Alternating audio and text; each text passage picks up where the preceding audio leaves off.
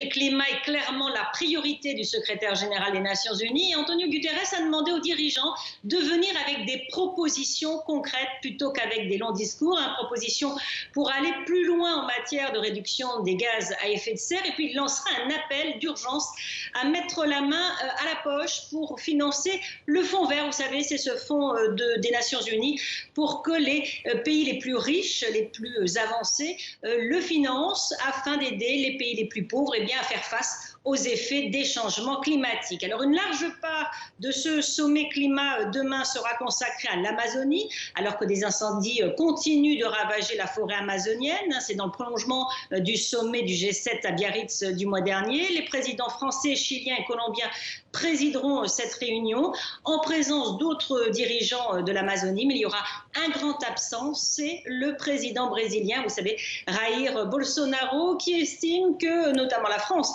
ne respecte pas la souveraineté brésilienne sur son propre territoire en faisant toutes ces initiatives. Donc c'est vraiment le point principal d'ombre, si vous voulez, lors de cette réunion climat. Alors même s'il y a urgence, on imagine que le climat ne sera pas le seul sujet de conversation cette semaine à New York.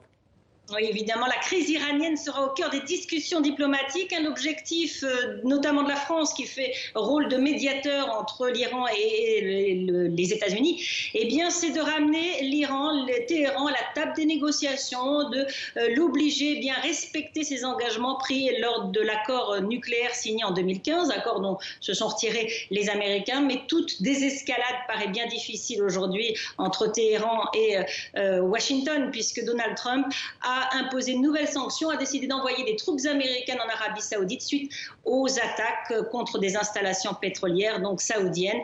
Donc voilà, c'est le cœur des discussions. Il y aura aussi des discussions sur la Libye, le Soudan et le Cachemire, évidemment. On imagine que cette grand-messe internationale, Elisabeth, c'est avant tout et souvent l'occasion de rencontres bilatérales dans les couloirs de l'ONU.